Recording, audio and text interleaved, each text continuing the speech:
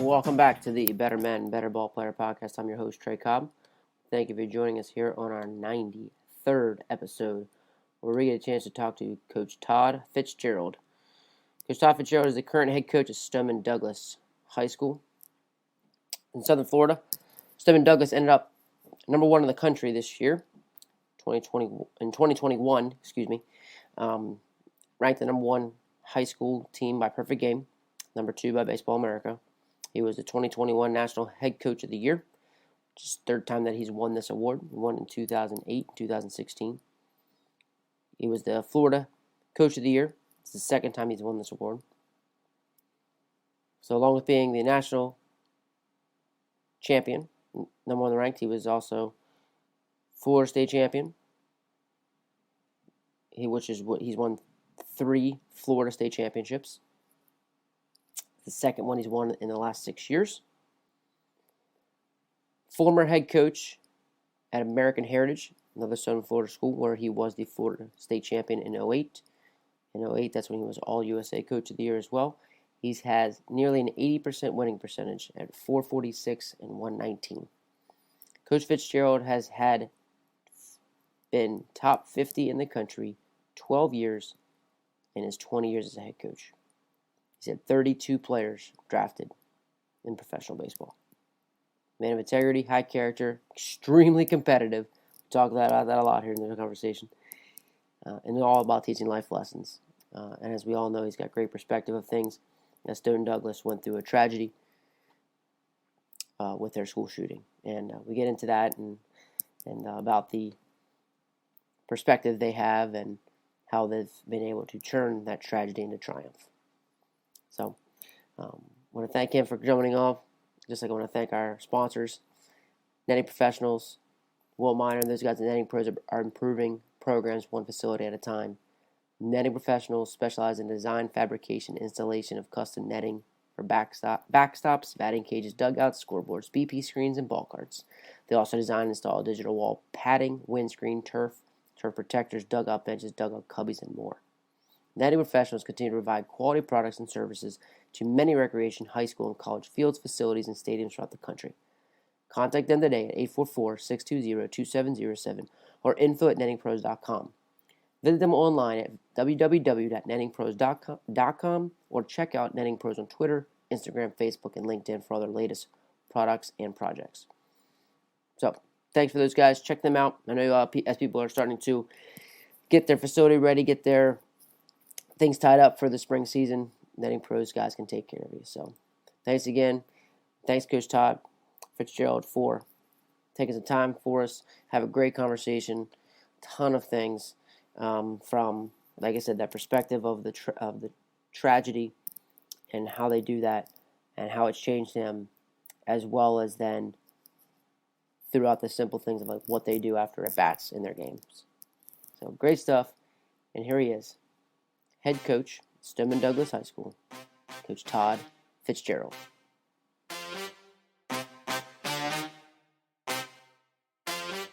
No, it almost seems like they're out to get me every year, and you cut a kid and they want to complain or, but I know we do things the right way and pretty thick in my own skin. So I kind of don't let that really get to me. I'm really more about the kids and the school and, the kids that I teach too, because I also teach there. So I'm a science teacher. So, just making sure they're okay, really. I mean, that's the main thing. And just trying to be there for them and be supportive of them and be strong for them.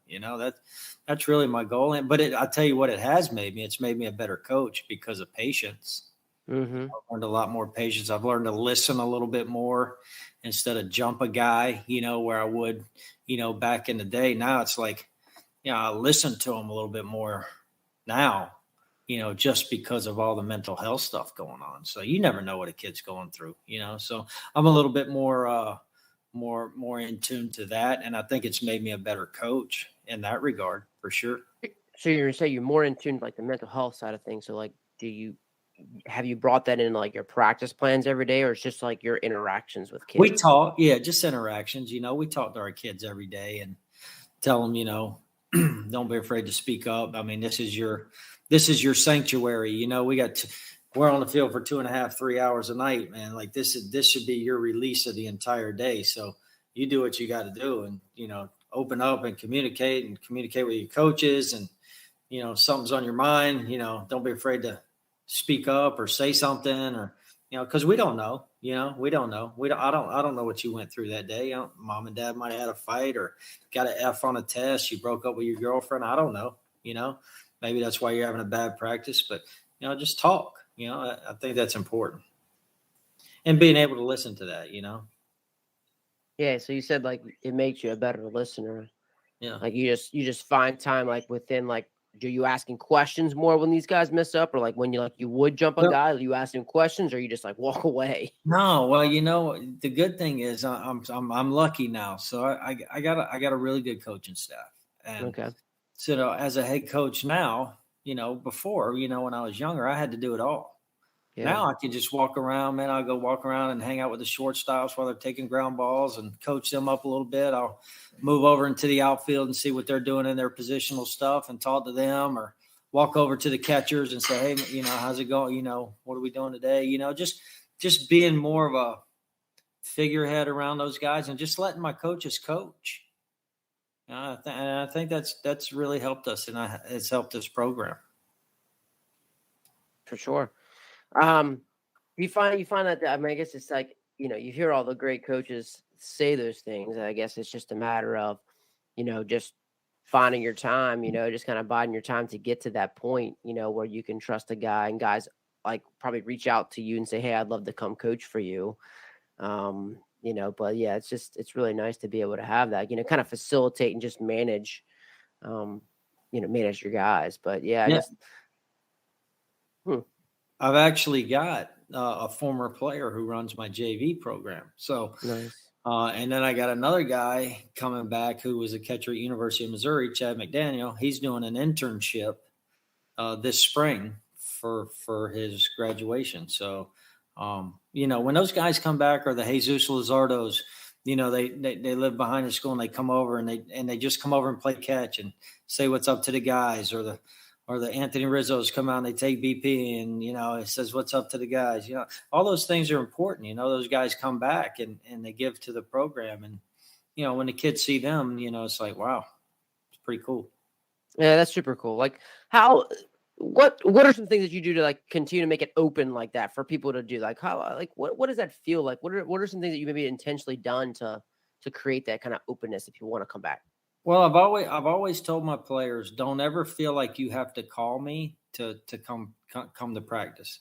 I said, we're your family. Like you're always welcome here. From whether it was a guy who wasn't a great player or a guy who was a great player, like you're always welcome here. You never have to call to come to practice. You never have to call, hey coach, I'm coming. I want to take ground balls today at practice. Let's go. Kobe Mayo in your neck of the woods right now, Baltimore Orioles.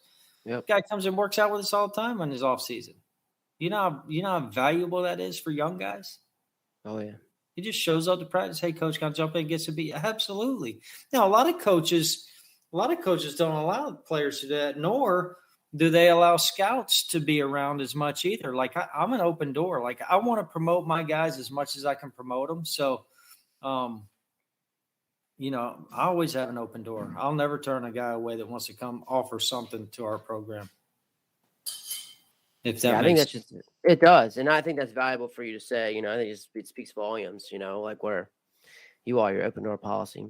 Mm-hmm, absolutely, I think that's critical. I think you know when guys see, man, and Kobe's a minor leaguer, but you know I think he's going to be a big leaguer in a couple of years. But again, when you got one of your former players, a pro guy, and wants to come out and take ground balls with freshmen and sophomores and, you know, talk to them and coach them up. That's huge.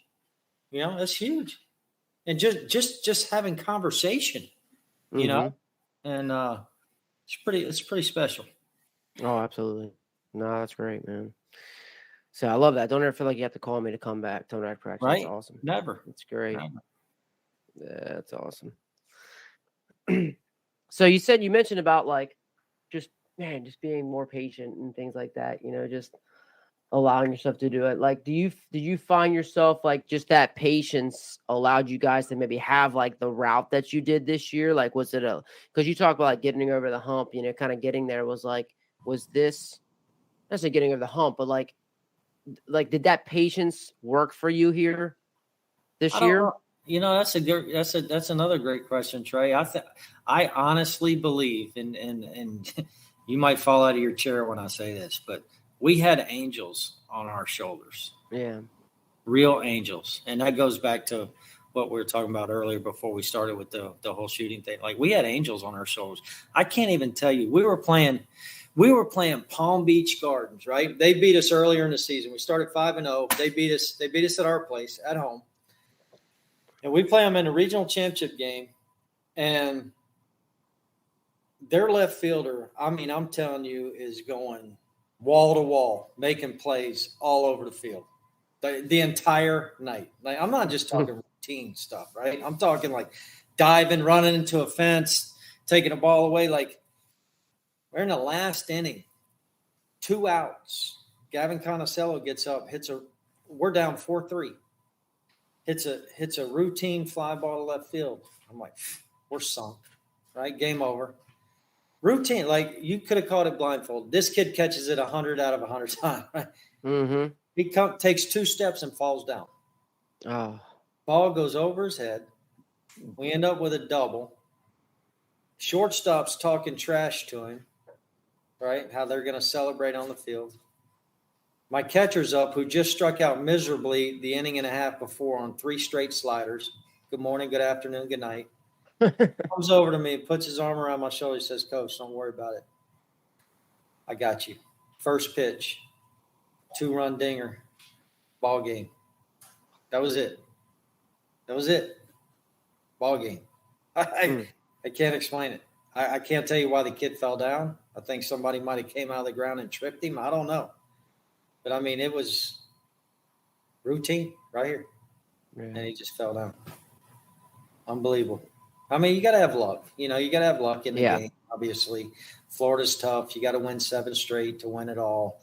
One and done. And just somebody was watching over us that night. That's all I can tell you. And 3 days before that, a good friend of mine passed away in his sleep. And after we had scored the run, a white dove came out from over our press box and flew out to left field, turned around, and came back to home plate. It's crazy, man, right? It gives you goosebumps. And then the last out before the state championship was made, the same white dove went from right field to left field to center field. And get out of here. I swear to God, dude, I can't make it up. I'm telling you. Wow. I'm telling you, it's crazy. I got a picture. If you text me your number afterwards, I got a picture. I'll send you a picture. There was actually an angel in the outfield. And when you look at it, you'll be like, oh, my God. During the game, like, it was like kind of that twilight, Yeah. It's an actual angel. It's crazy. You'll see the head with the 3 wings coming off it. I mean, it's unbelievable. You had some angels in the outfield. Yeah, I'm telling you, something was with us. Yeah, you got to get the breaks for sure. And I was it's just funny how just life works and just tragedy to triumph, just that simple, just amazing. What a story. It's amazing how a tragedy brings everybody together, right? In any sport, right? In sport, right? Sports are the greatest thing to bring people together. It's crazy. That's why we do it. Yeah. I think so too, man. I think like it's so much of that. Like, so, bringing in all of these things, when you guys are going through tough times, and you guys think, are those just simple things that you bring back? Are there just moments, I mean, you talked about, what they're doing with the new building and things like that. We had touched base about that, but like, are those conversations you have maybe in classroom sessions or just like maybe like your, times that you just kind of talk to the team in your team meetings and bring those things back? Yeah, we try and keep everything in-house, Yeah. So whatever we talk about inside the clubhouse, stays in the clubhouse, and we'll talk about those things because I want the kids to know, like, it's something that we need to get through, and we have pretty good, but we don't ever want to forget, and we always want to honor them. You know, we wear these bands. I don't know if you can see it, but it's a Believe band, right? So yeah, Saint Rita. So we wear these bands. We have it, and all our players wear them, and we've been wearing them for the last 5 years. And I got a guy that does them for us, and he's a big spiritual baseball guy. It's just a crazy thing. But he was with us from day one afterwards, and it's just something we do, and we always honor those 17 fallen.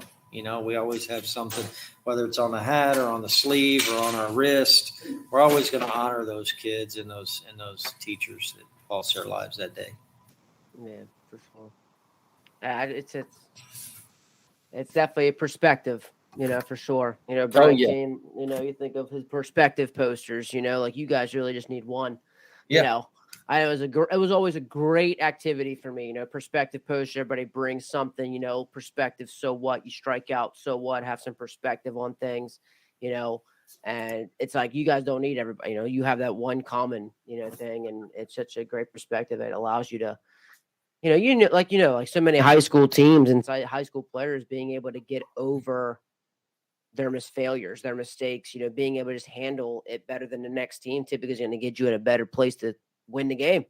Yeah, no doubt, man. I mean, I can't even tell you how much luck we've had and how resilient our kids are. And, it's just baseball is a game that teaches you perseverance. Obviously, you've played, it teaches you how to be successful. It teaches you how to deal with failure.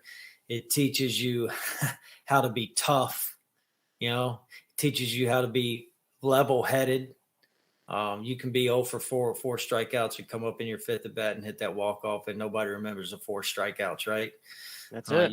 You can be the guy that's got the no-hitter going into the seventh and give up the solo that beats you, so they're going to remember the solo. They're not going to remember the no-hitter for 7 2/3 or whatever it is. Mm-hmm. It's just a great, humbling game. It's the greatest game around. But, man, so many life lessons, right? I mean, it's unbelievable the life lessons you can learn from this game. Yeah, it is. So, and, it's part of your, your bio just as much as, the National Coaches of the Year, about your life lessons and things like that. Is that something that, do you bring it through your program, throughout the program? Do you have classroom sessions? Do you do it weekly things? Do you do just like community service things? How do you incorporate all those different life lessons that I know you're all about? Well, a couple things we do. Obviously, we just got done with a toy drive. So we do a toy drive for Joe DiMaggio's Children's Hospital, something we've done every year. This year, we also do the Rizzo Walk for Cancer. So we support that organization. And then last week, we had a couple guys go over and hang lights for some foster kids, on their houses.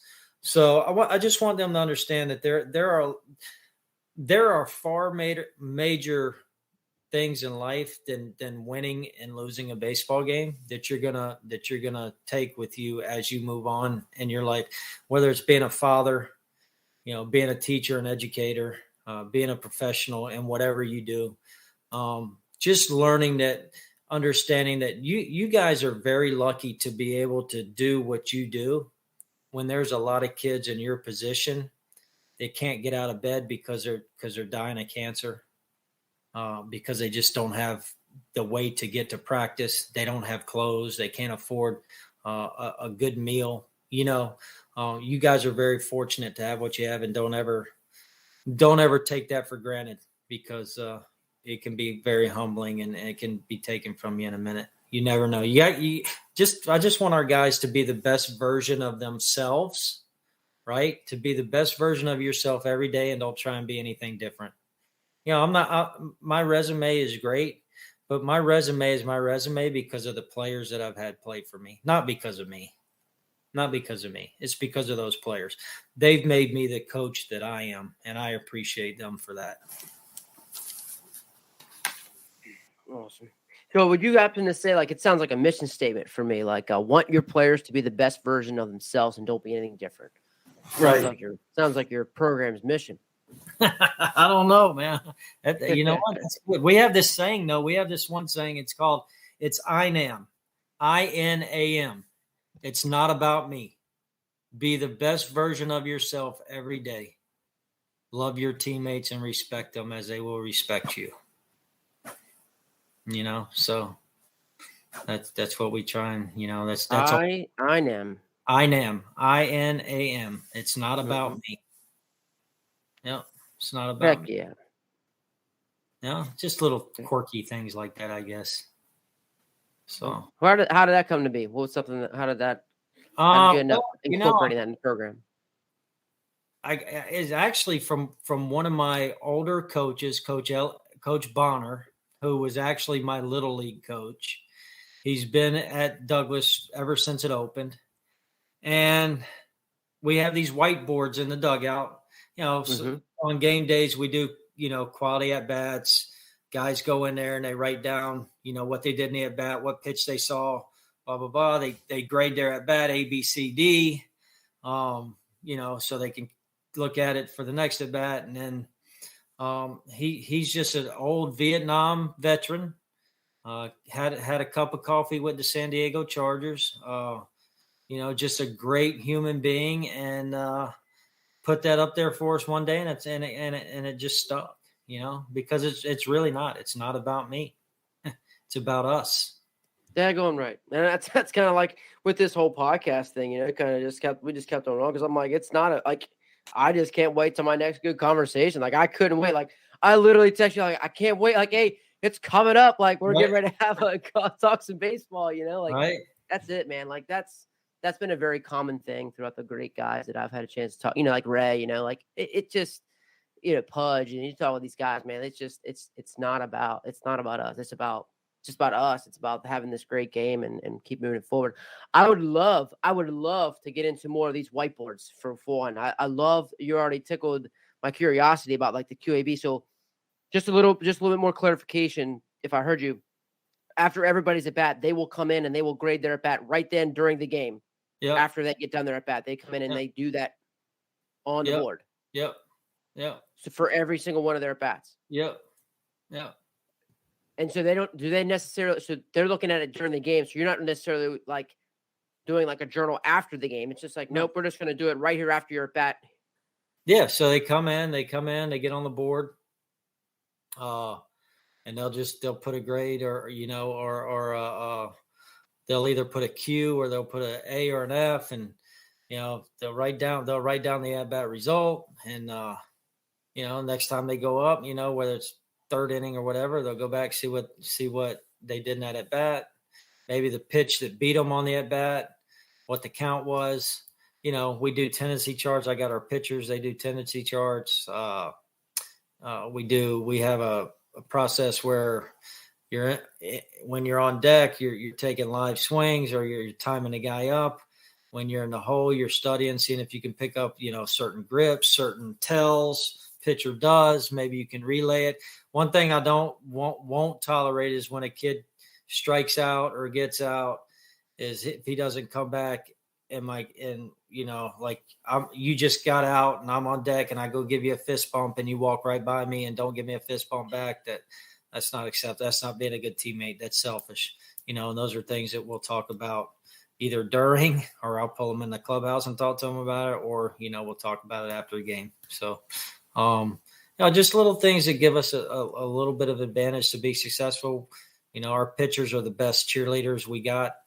They do a great job of trying to pick up signs and things of that nature. And, they're brutal, man, on teams too. They're brutal. So we talk a little bit, it depends on who we're playing. If I'm playing Ray, obviously it's a clean game. Kids love each other. They know each other. But if it's somebody that rubs us the wrong way, I turn my guys loose, and, it's just, that's how we do it. We're not going to back down from anybody. So sure. If you want to give it, you better be able to take it. That's it. You're going to give it. You're going to take. Yeah, that's right. That's right. So what do you do for away games? So how does that process look like on away games? So our routine? Yeah, just like with the quality at bats, like you carry a whiteboard on the road too? No, we'll do it on a clipboard. So Okay. we'll do it on the road for them, and then they'll come over and check it before their next at bat. So we'll do our hitters at bats on a clipboard. So we have a guy designated to do that. Hey, this is what he got you on, blah blah blah, and then you can do it there. But at home, it's a lot easier when you're in the confines of your own place because you have access to so many things. So right, but they always know, what they did, what the guy threw, how he got him out, and then we'll come back. And then the next day, I don't really talk to them much about the game after the game, whether we win or lose, because they're jacked up or they're down anyway. We'll revisit the next day at practice. So we'll have like a 20-minute meeting before practice starts and go over the game the night before. And then we'll try and correct those things in practice that day. That makes sense. Makes perfect sense. Yep, makes perfect sense. I mean, they feel bad. I know. Right. They feel bad. We all know. We all know, right? Who's booted this ball or didn't, couldn't play offense, I know Coach Schlossnagle said it's just like the worst thing is, and the best thing he ever did was just give up the post-game conference. Yeah. Sitting out in left field and just haggling, Yeah, and then you got your assistant coach that wants to talk, and then your pitching coach wants to, and you're out there for 30 minutes. Like, they're hearing the same message. They've heard it enough. Like, let's just revisit it tomorrow. So I always just go. We win big. If we win big, and I'm not happy about the way we played, I'll chew on them for a little bit, and then I'll dismiss them. If we win, and I'm happy, hey, great job. This is what we did. Blah blah blah. Let's clean it up. If they lose, they feel bad enough already. We'll hit it back on the next practice. That's it. Yeah, that's it. We don't beat ourselves very often. Yeah, I mean, it's we all know, what I mean, especially at your level with the guys that you're dealing with. We typically know, even kids like my son's 10, and they know a lot of the reasons why. Yeah, it's just a matter. Let's cover these at another point. I think where people come into play is like a conversation of like, okay, if I'm at a tournament, you think of travel ball, you think of time where I don't get a good chance to go practice.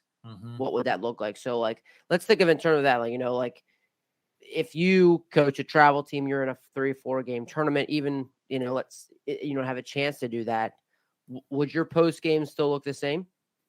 Well, interesting you say that, because I actually coach travel. So we have an organization, and our post game, we actually do practice. So it's probably a little different, but yeah, my post game is pretty much the same. Like, the only thing I tell the kids in travel in high school, like, this is your time.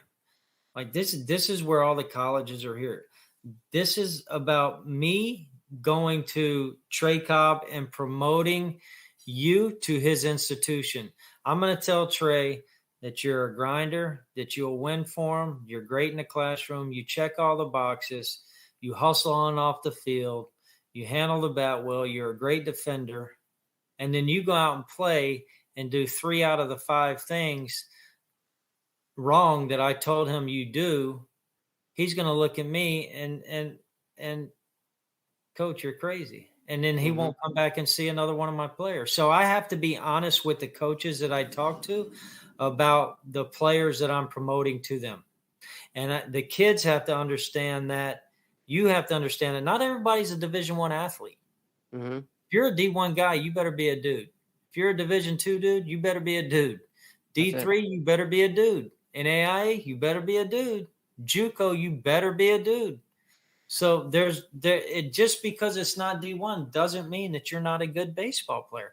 And that is where parents ruin it for kids, because there are so many great places. As you know, there are so many great places in this country to play baseball, man. It don't have to be D1 or Power 5. It's what's the best fit for you.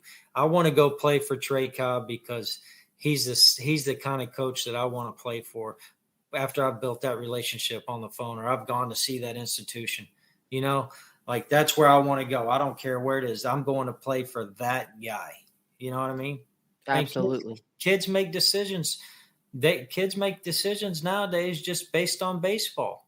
You can't make a decision for the next 4 years based on baseball. It has to be the total package. Institution, academia, baseball. God forbid I get hurt. Do I want to stay here for 4 years and get my degree? Right? What if I don't have a good year? Is the coach going to release me since it's a 1-year renewable scholarship? Like, what am I getting myself into? Those are questions that kids have to ask these coaches that a lot of kids don't understand or know what questions to ask coaches. So we try and educate our kids on that, and make sure that they got a list prepared to ask coaches. College coaches want you to ask questions. They want to know that you're researching their school. They want to know that you know about their program. They want to know that you know about their coaching staff and the stability in their program and where they're going. If you don't ask those questions, how do you ever know? Make sense? Yes, yeah, absolutely. I love that. Just being able to have a list of questions, asking for coaches, being able to make decisions more than just baseball. Absolutely. Absolutely. And even just like you said, best fit, even conversation, I had a conversation yesterday. I'm like, I'm helping freshmen right now and giving them through the process. We had kids talking to some Power Fives. You got kids talking, and I'm like, so now they're looking at, well, what's this one like this? And then I'm like, okay, well, now you're looking at, is this a school I can play at right away? Or is this a school that I might be okay with playing like as a junior? That needs to be part of this conversation too. Like that's another level of it where like, you going to be okay with sitting for the first 2 years or like really competing?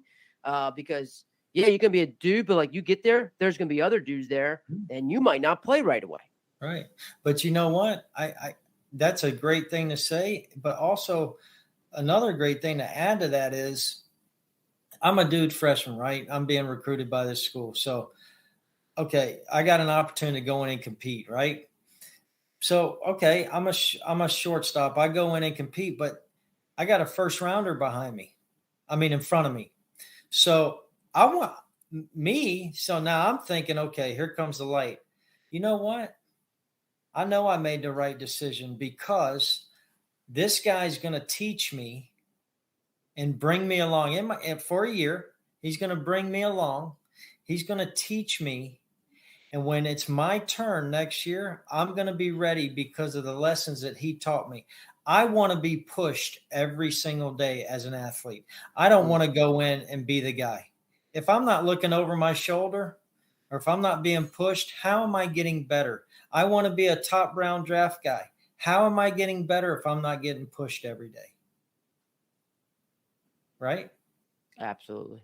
Nope. Absolutely. You got to be pushed every day. That's why playing on certain teams, like, if you're just going to be the guy playing every inning and not even thinking about being like, are you really playing the best you can? Like looking over your shoulder and being able to be there. Like, like I could play on my B day and still be okay. And not even my C day. Yeah. And I'm still going to go out and play the next day. Yeah. How do you know how good you can really be if you're not pushed every day? Because you're not taking my job. Me and you are two freshmen going in. You're not taking my job, buddy. That's it. That's my attitude. Oh, yeah. You better bring it. I'm not afraid to compete. No. So thinking about that, like, are those things like competitiveness, like how do you bring that into your program to help help your guys become more competitive? Well, you know what? We're lucky. I'm too deep at every position. I've got basically 2 varsity baseball teams, and there's competition every single day at practice, every day. And they know you can't take a day off here. We're lucky enough to be able to have the luxury of being too deep. We are. And they're challenged every day. But man, they are so close and so tight. Like they want the other guy to be as successful as they do. If that guy's not there, then they'll push that guy to get to where they're at, but it's competition every day. So it's going good right now. Will you chart them? Like, is that basically the biggest thing you're doing, charting them, or just kind of putting them on 2 teams, battle let out? Yeah, we chart them. We do lots of inter squads. We chart every at bat. And it's really, for me, it's not really the result, right? It's more of you hit a 4 hopper to the shortstop. Are you hard 90 down the line, or are you pulling up halfway because you think you're going to be out. You hit a ground ball back to the pitcher. Are you getting out of the box? Or you hit a pop up in the infield? Are you still standing in the box? Or are you standing on two? Those are the things that I look for. Hey, guys are going to strike out. Guys are going to roll over. Guys are going to punch out. They're going to hit weak. But give me your effort. I want the guys that are going to give me their best effort no matter what they do at the plate. I'm just thinking of, like, you've been in the game for a while and you've seen how it's kind of changed in terms of charting, where have you noticed, like, where do you find, like, your biggest, like, are you charting in terms of, like, every ground ball to, like, defensively? Because you've kind of mentioned the quality bat system. That's kind of what you're looking at there too. Defensively, are you looking for the same kind of thing? Like you said, how many times you touch it? Like Corbin, the big, like how many times you just touch it, being able to give those effort plays and things like that. I don't care if you make the highlight play. You have to make the routine play every time. Every time. If you take a play off, you're not in the game. I get physical mistakes, but mental mistakes by you dogging a ground ball that you can field in your sleep. For me, that's a mental mistake. That's not physical. That's not doing what you're coached to do. So for me, it's making that fundamental play 4.3 seconds or less, getting it across the diamond, following your throws, doing what you're coached to do instead of doing what you want to do or what's comfortable for you. You're going to do it this way because this is the way that works. I've done it a long time. I know what works. You might think you're great, but at the end of the day, you can be really great if you want to be coached. If you don't want to be coached, then chances of you seeing the field are slim and none. If you would say so, like, would you hang your hat on this competitiveness thing? Like, when I say thing, like, like that's what you're known for. Like, that's what you kind of bring mostly to your kids, is kind of creating those competitors. I think, yeah. I mean, I'm an intense guy at practice. Like, practice is my day, Yeah. Game day's their day. Yeah. So I'm more relaxed on game. I just tell them, guys, I've prepared you all week to play. Don't make me coach today. Nothing greater than I would love to do to go over there and coach third and not have to coach you today. All I want to do is wave you around the diamond. I don't want to have to be in a 1-0 game in the 6th inning and have to coach you, right? Don't make me coach you. You've done all this all week. You've competed all week. There's nobody better than us. The only people that can beat us is us. You've been pushed by your teammates all week. Don't make us coach today. Go do your thing. Do what you know how to do and go do it well. That's it. That's the message. That's it. Yeah, that's the message. How do you, what are your best ways finding, like, for pitchers to compete? How do you like your pitchers to compete? Well, being a former pitcher myself. Yeah. It's funny. This could be a whole nother conversation right here, brother. Okay. These guys, how many times have you gone to a showcase, right? Yeah. And you see a guy bumping 90-91, right? Yep. Can't throw a strike. Getting lit up all over the place or walking the yard, right? Comes off the mound and says, Coach, I hit 90 today, though. Yeah. Did you get an out? Right? So that's number one. Number two, there's a lot more to pitching than just throwing the ball 60 feet, 6 inches.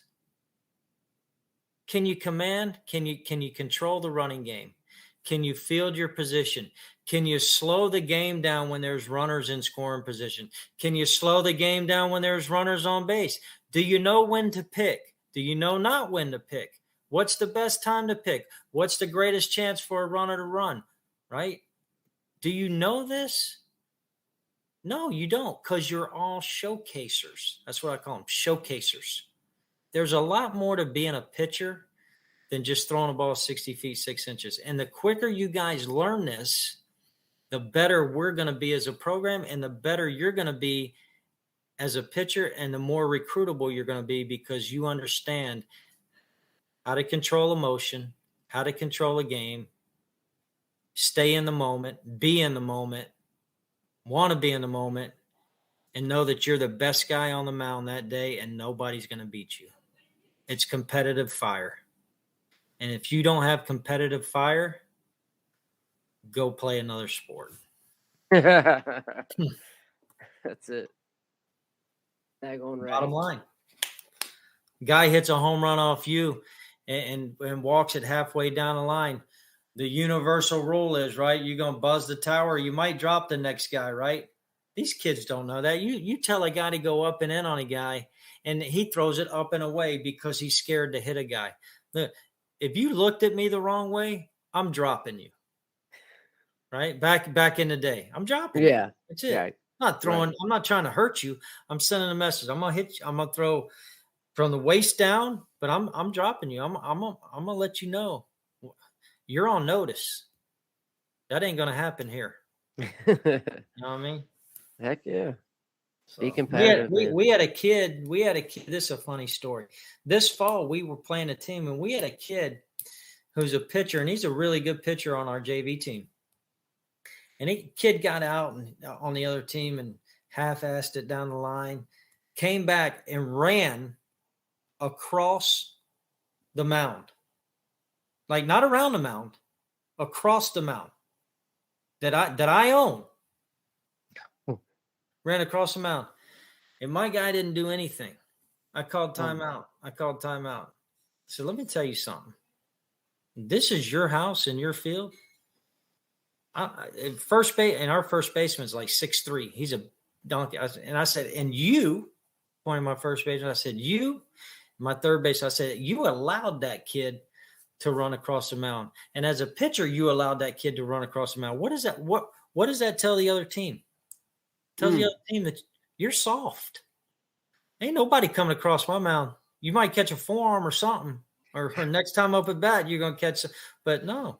I mean, that's just baseball. Like, there's certain things in baseball that, that you just don't do. And that's one of them, And we're not going to tolerate that. So that's, again, another lesson, right?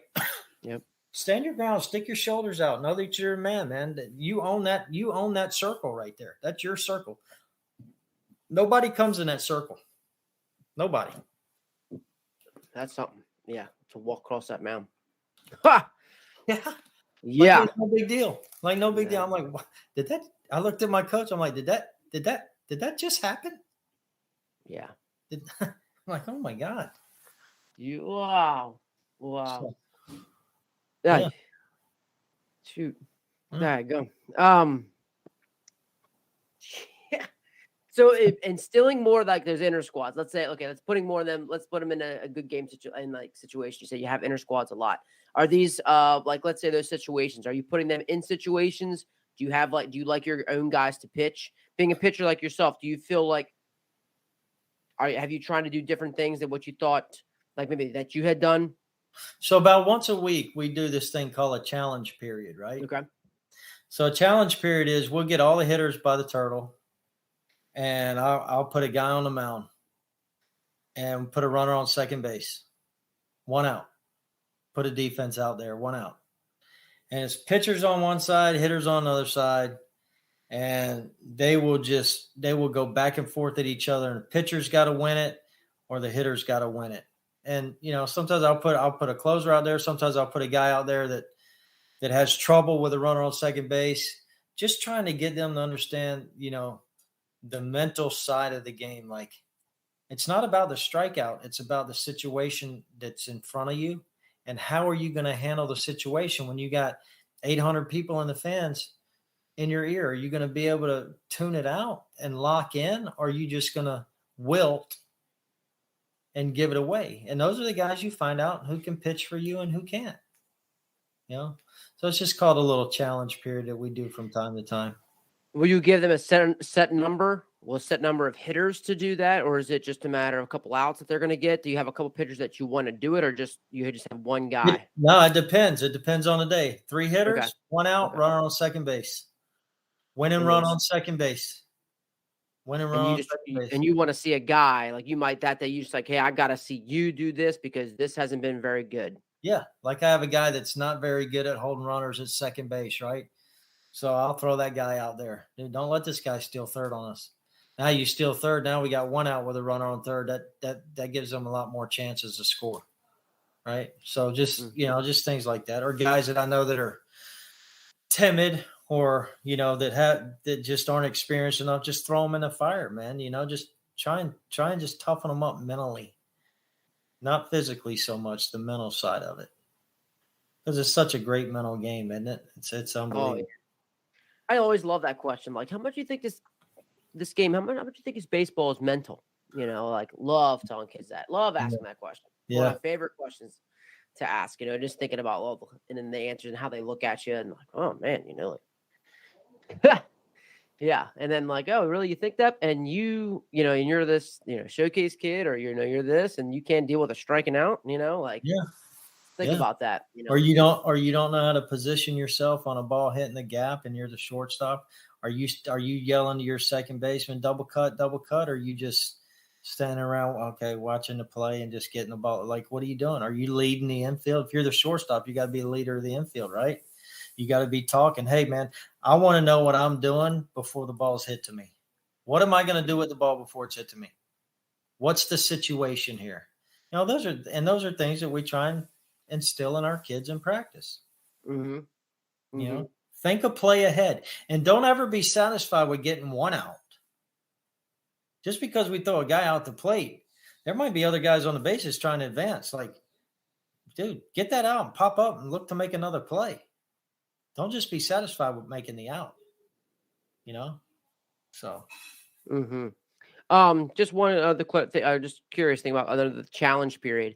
Something you'll do right away, like let's say after you like stretch, base running, at the end of practice. End of practice. Okay. Yeah. You like if I'm in a bad mood, I might do it before practice starts. Okay. It depends on the mood I'm in that day. And is it all based around the pitching? It's all based on a certain pitcher, like not doing certain situations correctly. Yeah, I want listen, I'm a pitching and defense guy. Yep. Pitching and defense wins championship, offense wins games, right?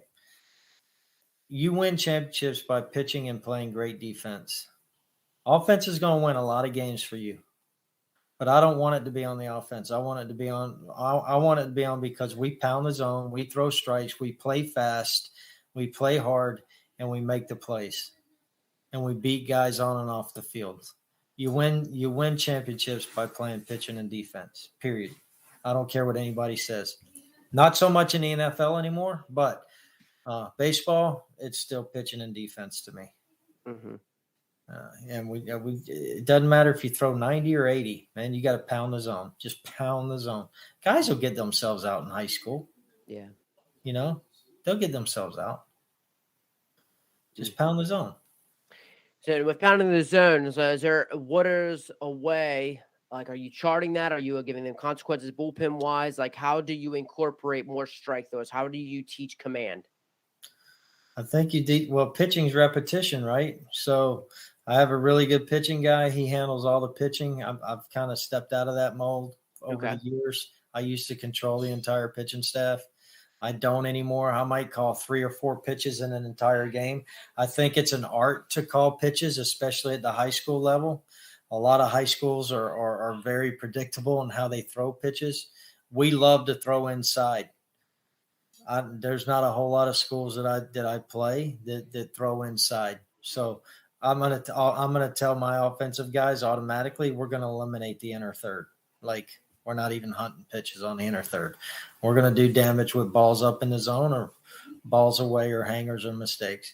We'll eliminate the inner third. If they beat us on the inner third, tip your cap and go back and then start over again. But we're going to pound the ball inside. I'm going to throw inside all day, every day.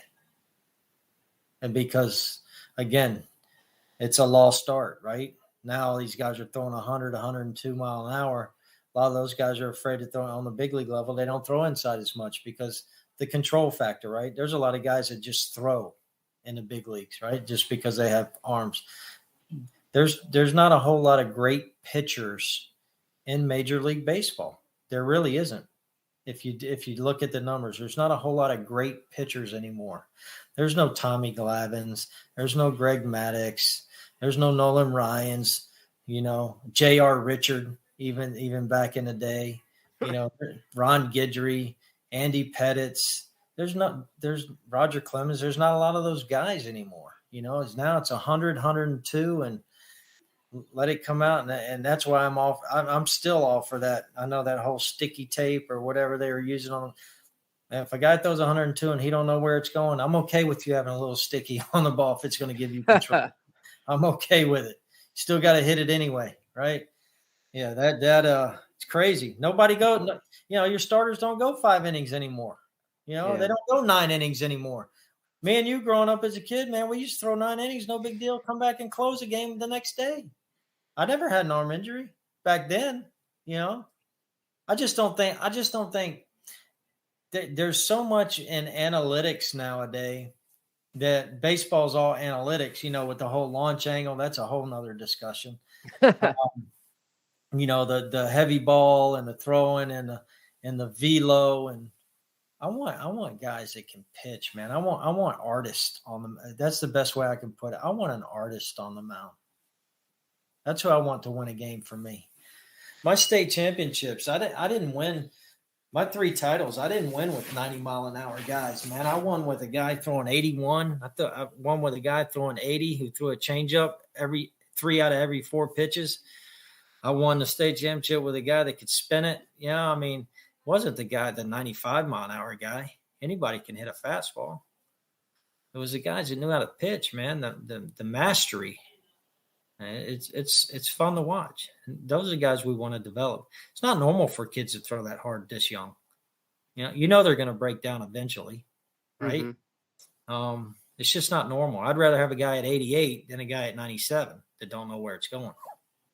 So, well, like you said too, and you don't know how long, where can they go? Like where's the ceiling? They're not going to. Yeah. If they're already throwing that hard, where else can you go, besides just trying to get a little bit of, get in command and,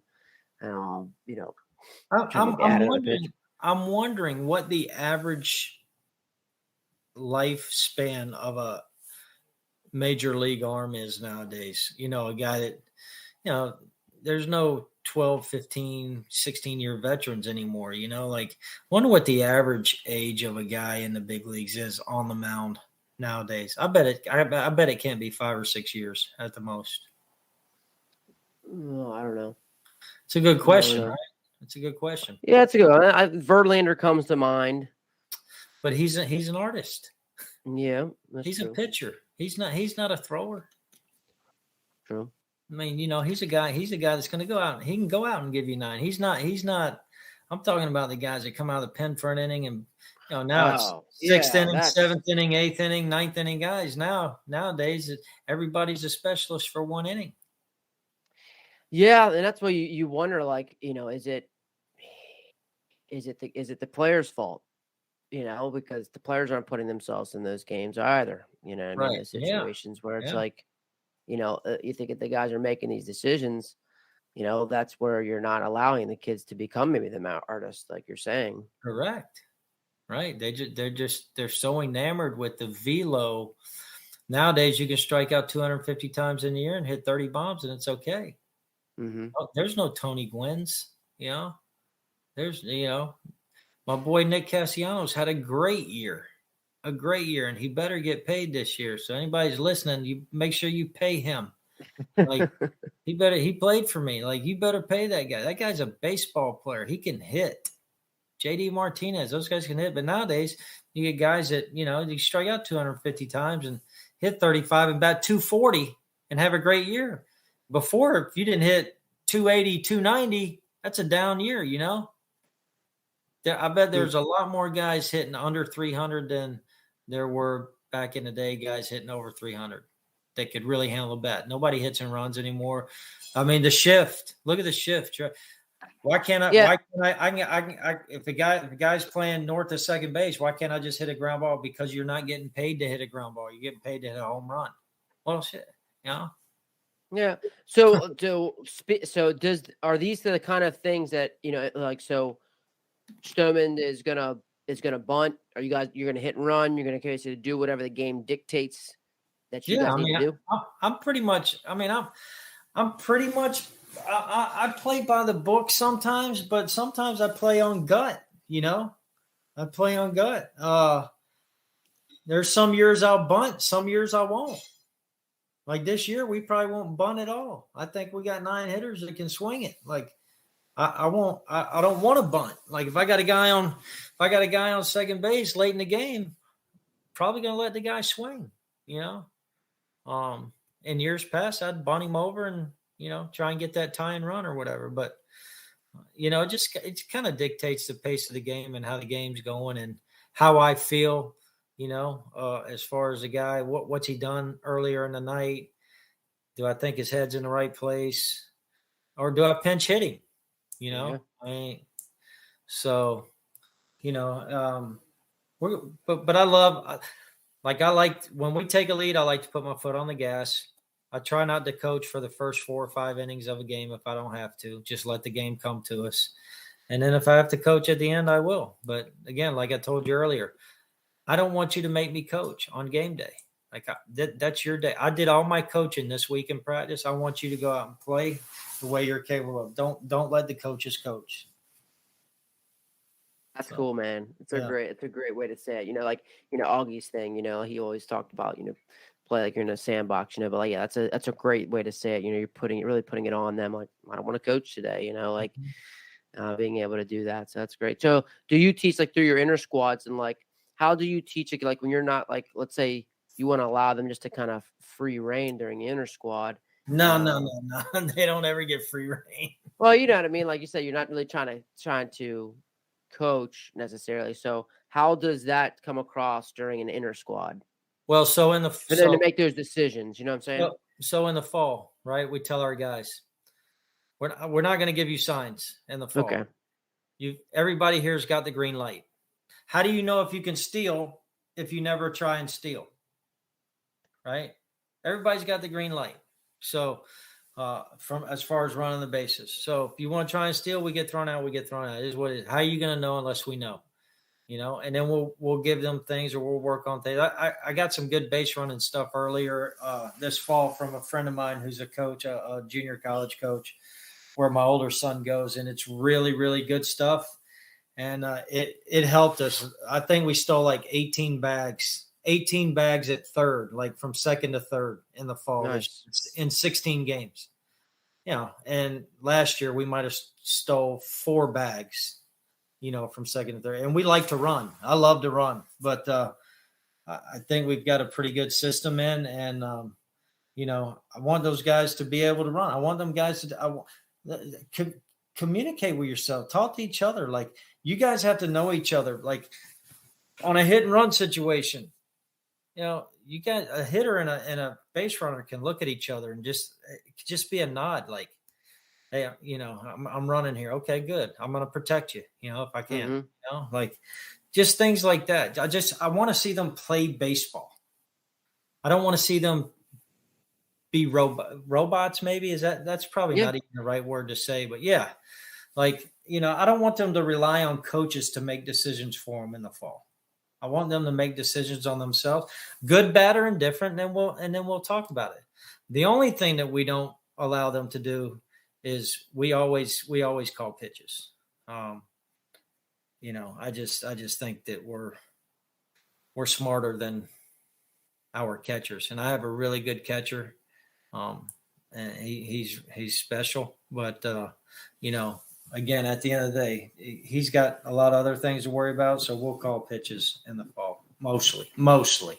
Sometimes we'll let them call, but how catchers get, man. They get runners on base, they get fastball happy, and they want to throw straight fastball so they can throw a guy out. They're not thinking like, okay, how do we set a hitter up? I just want to throw the guy out. Mm-hmm. So, and those are things that you just have to teach them. Man. Love that. That's awesome. It's awesome, man. It's fun. I love it. Fall. Yeah, it's fun, man. In the fall, just to watch them, you just see them develop. Like, I have a kid who's a backup shortstop, man, and he's a really, really good player. the one thing that he does that I don't like, he just wears his emotions on his sleeve. Like I'm like Bubba. I mean, come on. Like you're big time now. You're on the field right now. Like this is the best program around, and that's you're big time. That baby stuff, we got to put that away, or you'll never play. You'll never develop. You'll never develop 100% if you don't allow yourself to accept failure. It's okay to fail. You're going to fail in this game. I promise you. It's okay. You know what I mean? You're going to fail. It's the only game. It's the only thing in life you can fail 70% of the time. You can't fail 70% of the time as an educator. Yeah. You can't fail 70% of the time as a doctor. As a lawyer, I mean, it's the only thing you can fail 70% of the time and be considered great. Just think about that for a minute. Oh, yeah. Oh, I get it. Well, then stop pouting. It's not about you. Not about me. It's not about me. So. Absolutely. That's great. That is really good. Where are you guys at right now in terms of the winter? What do you guys like to do in the winter before you guys get rolling? Well, like I told you, we did some community service stuff. Right. Kind of shut down, hitting the weights right now. Guys are just taking a break. They've had a long summer, long fall. First time we've had fall in over 2 years. Last year we didn't have fall because of COVID. So they're taxed a little bit. And I just want them to take a month and a half off and just be kids, man, and pound away and be hungry come January 24th, first day of prep. Be hungry to get back on the field. Yeah, you can still go cages and swing and stuff like that. But as far as a team thing goes, like give your body time just to rest and recover and relax and get stronger, get your body back. Because when the spring starts, it's hard to go to the weight room after practice every night and do your studies and eat right and do all that stuff. So let's pound it hard right now. Let's step away from the baseball field, step away from the coaches. I'm sure you guys need a break, and just go be a kid and have fun and enjoy the holidays with your family and come back January 24th hungry and ready to go. We've got a great support staff at school. Our administration's awesome. Our teachers are awesome. Our student body's awesome. They really get behind the kids. And as you know, no good program is going to be successful without those things. Nope. And we couldn't be in a better place right now. Yeah, that's exactly like Coach Evans was talking about. He was so good about kind of like just having those kind of things lined up, being successful in a certain program and having those things lined up, and they're extremely valuable. Like we talked about, like there's just great coaches that are just in bad situations. They don't have that kind of support. You know what I mean? Like they're just not. For reasons that they're just there. But they're still really good coaches. Yeah. Well, it's something, you have to be in a place that supports athletics. And I'm a firm believer that athletics make the school go. And it all starts with the football program, because that's the first sport that kicks off the year, and if the football program usually has a good year, then everybody else, for some reason, tends to have a good year. It's hard to be a state champion, but at the end of the day, you can still have a great year, in your athletic program. We have a good athletic director who does a great job, who gives us the things that we need to be successful. He supports his coaches 100%. He's really good to work with, and our administration staff is amazing, and they give us the opportunities to be successful and let us do what we do.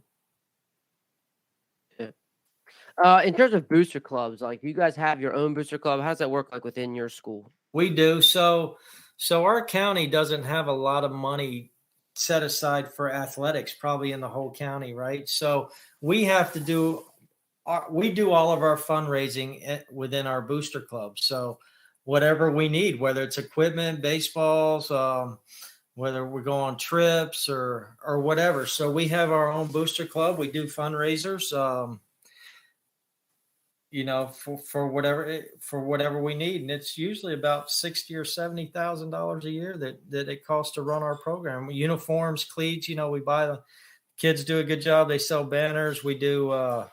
We just did a hit-a-thon the other day. We raised $33,000 on our hit-a-thon. We'll do another big fundraiser in the spring. We'll probably do like a dinner, in the spring. Dinner with a pro. We're going to try and get a couple of the pro guys from our place to come, and if you want to sit down and have dinner with them, we'll set a price for a dinner plate and or something like that. But yeah, I mean, we have a really good booster club, really, really good group of parents, and they really get behind the program. I mean, it's the most we've ever raised in a hit-a-thon. So they're all in. That's phenomenal. Yeah. Again, all things, because I know that, like I think Coach Evans said, these are all things about having a good situation, and just giving a little glimpse of all those things. And yeah, I've learned a lot from him. I mean, like I say, he's a good friend of mine. He's been doing it a little bit longer than I have, and his career's taken him a little bit different direction than mine has. But he's helped me grow as a coach, and things like his little wall of fame that he has behind his dugout. We're doing that now, and just things that bring excitement to the program. Things that you do that other people don't have, and that's what gets everybody excited. I mean, I want to walk into the park and see, hey, Johnny Joe drafted second round 1975 or 85, whatever it is. Guy might come to the game and see his name on the wall.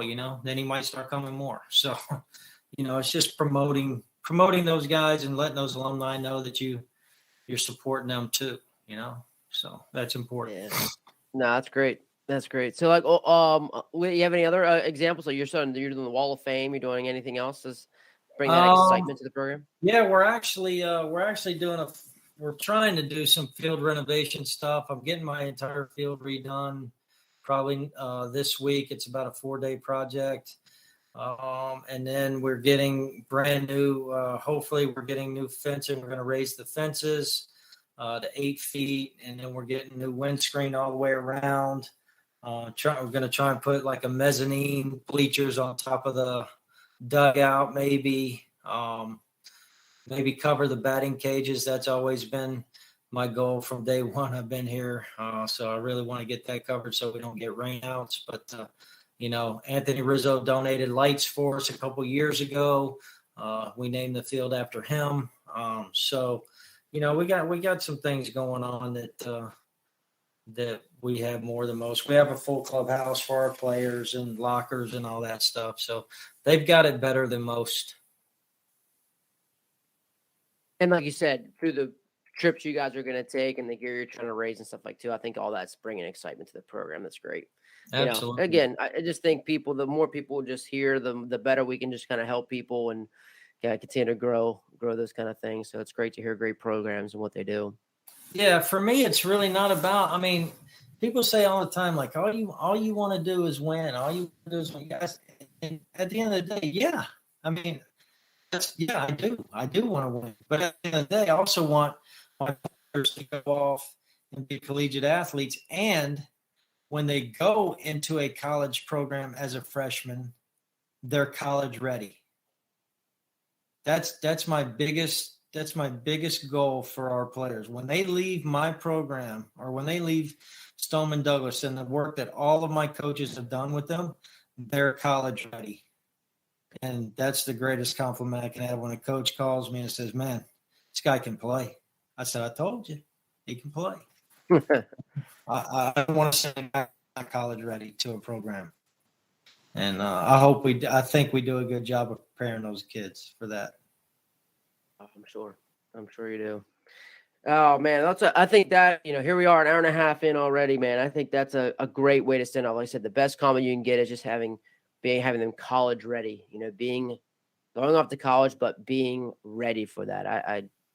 I would love that. When my players came back and said, you know what, coach, like, I liked your practices. Like, I was, I was ready for our practice. Like, oh man, I think your practice might be a little better. I was like, well, please don't tell your coach that, but I appreciate it. That's definitely a compliment I always loved it. Right. I mean, I want my kids to want to come to practice every day. I want them to, enjoy practice every day. And our routine's our routine. I think a lot of the reason we're successful is because we have stability in our coaching staff, and we have a system that works for us. Everybody has a system, but our system works for us, and they believe in the system that we teach. And that's half the battle. And I can't believe it's been an hour and a half. This is right? Right. Great. Yeah. I'm like, Ray, man, we can do this all night. I know, man. Just shooting it, man. It's been wild. I mean, Coach, any best way to contact you, get you, guys that want to talk some more baseball? What's the best way to maybe do that? Any guys that want to contact, my phone number, they can call me anytime they want. My phone's always on me. 954-295-6878, or they can email me. It's Fitzy, Fitzy, T as in Todd, 17 @gmail.com. I'll be glad to talk, share stuff, any questions anybody might have. I don't know it all, but I mean, I know a little. I mean, if I can help somebody help their program be better, then, I'm all for it. So, it's a small fraternity we have here, man. You know that as well. And I love talking baseball. If anybody wants to talk baseball, I'm all for it anytime.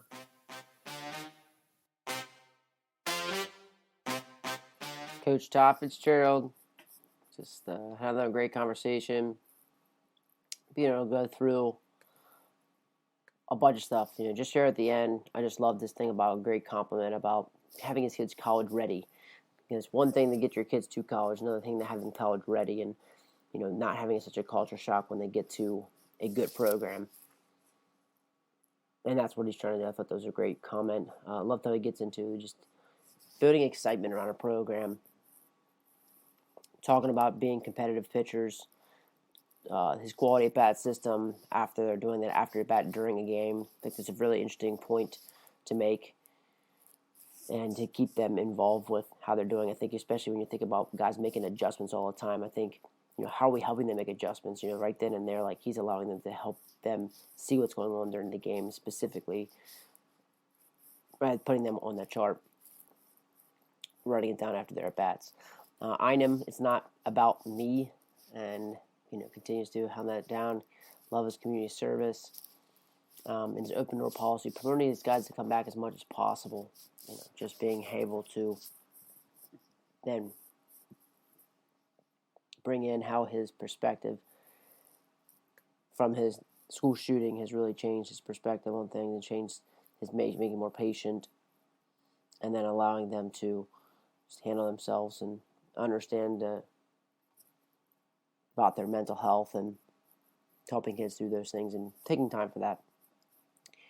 A lot of great value. I can't thank you enough, Coach Fitz-Gerald. It's been a pleasure talking baseball and learning from you, and it's been a pleasure for you guys. I really thank you guys for hanging on with us, talking to us, and thanks to those guys at Any Pros, Will Minor. Appreciate you guys, and it's the first episode of the 2022.